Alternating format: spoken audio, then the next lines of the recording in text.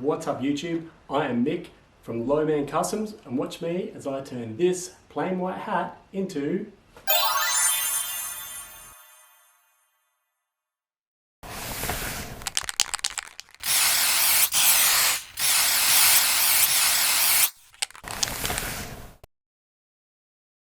When I paint my hats, I like to put a sticker on them or a stencil.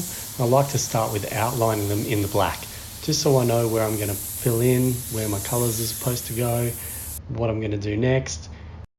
It's just the first step in getting the preparation ready for where we go down the track. I like to give it a little bit of a dry off just before I add my next colour on there. Now with this Harry Potter one, what I've done is I've got an old stencil that I like to use. It's just a ripped up bit of cardboard with random tears in it. As you can see, it's giving off different patterns every time I move it around to a different piece of it. So it looks like clouds. I just dust that on there pretty loosely. I don't need it to be anything spectacular at the moment because we've still got more colours to go over it. You can see my phone there with my little guide showing me what Harry Potter looks like in all his colours. Put down my brim protector because what I'm going to do is start adding my first colour. This colour here is a Createx purple. It's a nice, vibrant, bright purple that works well with the Harry Potter theme. Gives it that little bit of a mysterious kind of a look to it.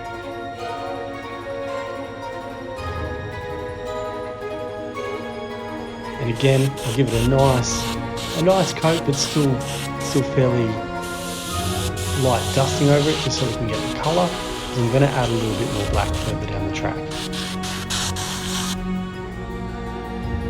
Here we go, popping some of that Createx black into my airbrush. I don't need a huge amount because I'm only going to try something new that I haven't tried before.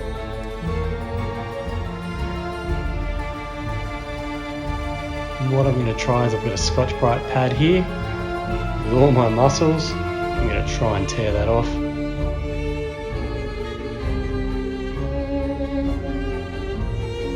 As you can see, it's pretty tough. And what I do is I pull out the edges because that's going to give me a bit of an odd texture, which goes awesome for clouds and a bit of that mysterious background. So again, just use it as a stencil, give it a light dusting. Some parts are heavy, some are light. I'll throw that all over where I've already done and that'll pop that darkness out again. Gives it a bit of a layering effect because we've gone over the other dark parts with the purple, and this will give it that second layer of black.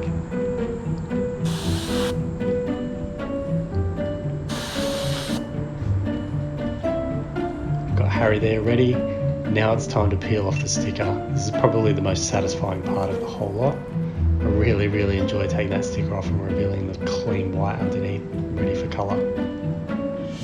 Grab my special tweezers for the smaller bits because I don't have any fingernails.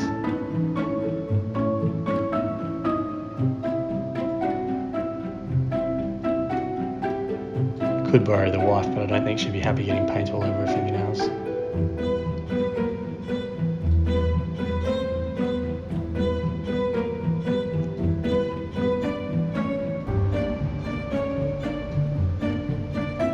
Now we're going to throw in Harry Potter's scarf. It's a mix of yellow and red. So I'll block out parts that I need to get a nice straight edge on there, just with a random bit of cardboard, nothing special. Throw those yellows in there. Then I add the red in. I don't really need to mask this off because I've already got my guidelines, so I can just fill it in as I need to. Being a little bit careful getting in close there.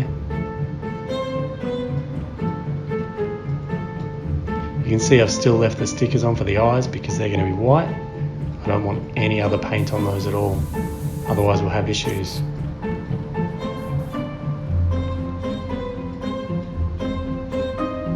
Now this one here is a flesh colour for the skin tone, so I've got to mix this one up. As you can see, it's a bit thick, and it's too thick to go through the airbrush. It's almost like clay. It's pretty thick, that one. So what I do is I get some Createx reducer. The reducer thins it out. Got to get a nice milky consistency. I think I over reduced this one, so I had to pop a little bit of colour back in there, give it a stir, add it into my airbrush, and here we go. That makes it nice and thin so I can actually airbrush what I need to.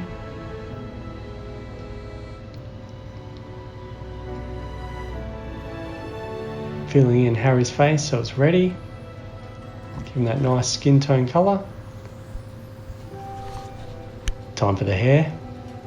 Change up my colour now to a Createx brown.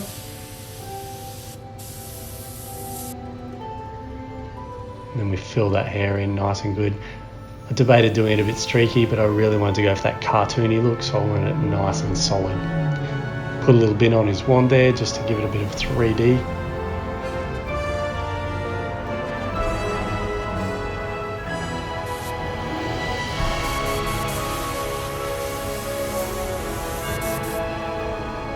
Now it's time to remove the Z scar on his forehead. And I really wanted that to pop out, so I did that with a fluorescent orange, so it's really going to stand out.